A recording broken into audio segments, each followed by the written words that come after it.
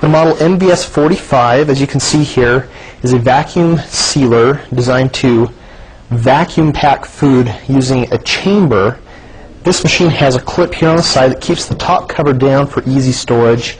As soon as you unclip that, it's going to immediately raise the top.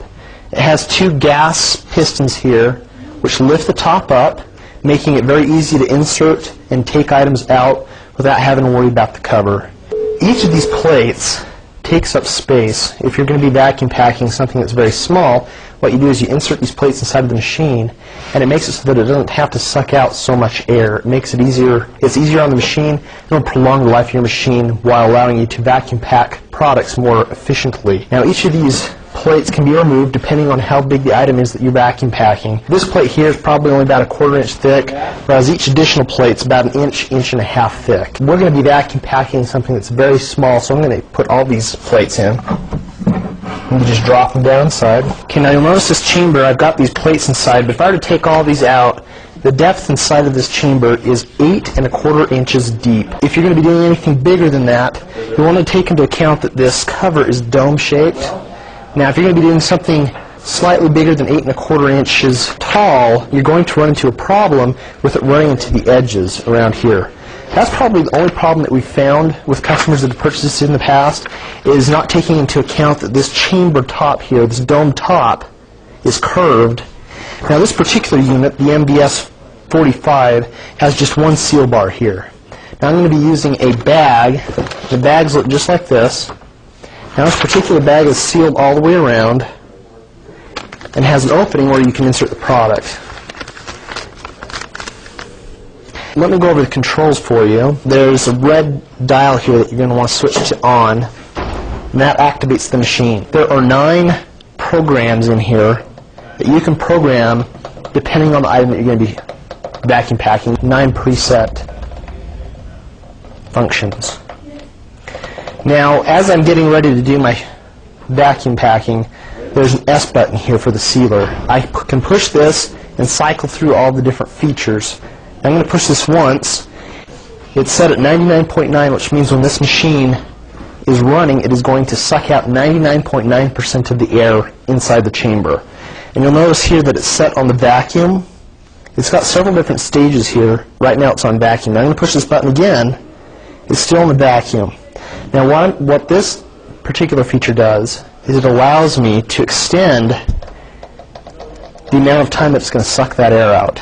Typically, once the machine gets up to 99.9, it'll stop and the process is over. But if I add 10 on here, I'm going to have it last for an extra 10 seconds at the 99.9% pressure level. That's if you're going to be vacuum packing food that is porous. One item that we recommend extending the time on would be meat. For this demonstration, we're just going to leave that at 0, which is really all that you'll usually ever need to do.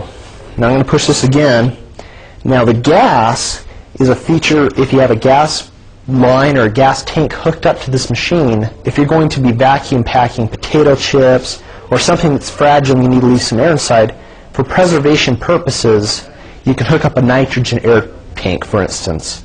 You can shoot a puff of nitrogen air inside of that bag, and that'll help preserve the food even longer. If you're going to vacuum pack the food, leave about 25% of the air inside, and you didn't use nitrogen, you just use oxygen, that leaves a little bit of air in there for bacteria and other items to grow, and will decrease the shelf life of the product. Now, we don't have a gas line hooked up to this, so I'm going to be using just regular oxygen, but I could adjust the gas levels if I had a gas line hooked up to this machine. Now I'm going to push this again. Now this is how long I want the sealing bar to seal the bag. We found that 2 seconds seems to be enough time.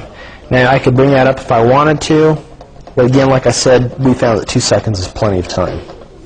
Now I can push this again, and it sets me back to the program 1. Now this level right here is the air return.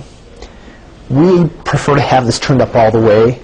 Basically, this is how quickly, after the vacuum sealing's been done, that the air will return back to the chamber.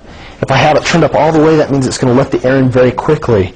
Now, for some reason, I vacuum packing something and having that air enter too quickly would crush it, damage it, I could actually turn that down. And that'll decrease the amount of time that the air is let back into that chamber. When you're vacuum packing your food, it's really just a matter of preference. You'll probably want to test a few different items, use a few different bags until you get just the right setting for the product that you're going to be vacuum packing. Now I'd like to show you the machine in action. I'm going to turn this all the way back to full air return.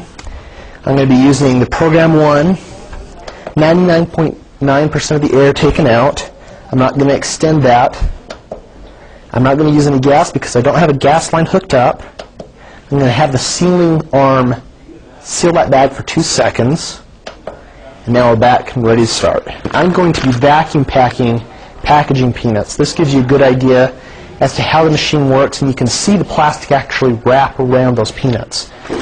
Now just to let you know what's happening before I actually start this up, what I do is I'm going to pull this arm down. Now the air will start sucking out of the chamber immediately. After about 2 to 3 seconds, the pressure of the vacuum inside will actually keep this top held down for me. What it'll then do, it's not going to actually suck the air out of the bag, it's going to suck the air out of the entire chamber.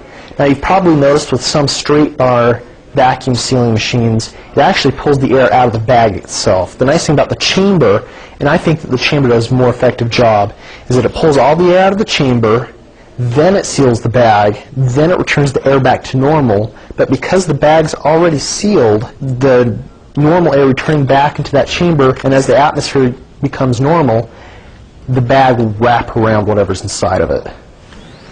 So I'm going to turn this back on. As soon as I pull this arm down, it's going to activate the machine.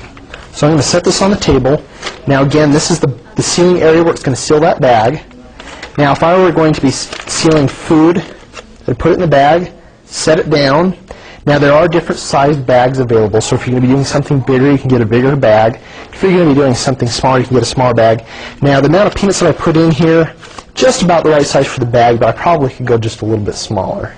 Now I'm going to pull this down. It's relatively quiet, but you will hear it as it's being operated. I'm going to bring down this arm now, and as soon as I bring it down, it's going to start sucking air out of the chamber.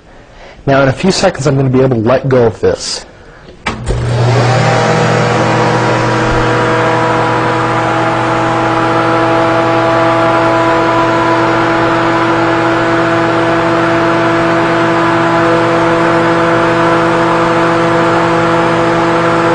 Now it's nearing up on 99.9% now. It's sealing the bag shut, and now it's letting the air back in. And as soon as it's done, the top will open back up. Now you can see that the packaging peanuts have got the plastic wrapped very securely around them. It's sucked out 99.9% of the air, and if this were food, I would now have preserved the life of this product on the shelf. Now I'm going to do one more so that you can actually see the control panel. You'll actually see as it's going through all the steps, the lights will change along this progress readout here. And you'll also see on this readout, as the air is being pulled out, you'll see it actually count up to 99.9%. So I'm going to be doing another bag.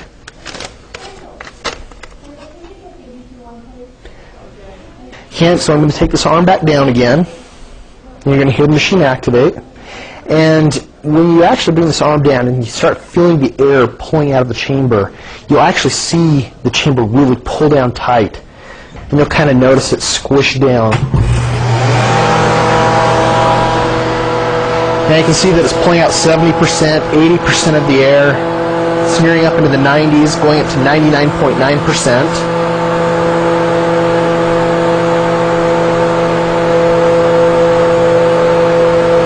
And now it's going to hit 99%.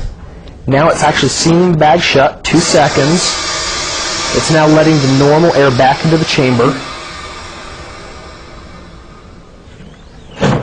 And the top pops back open. And the item's very securely packaged. 99.9% of that air has now been sucked out of that.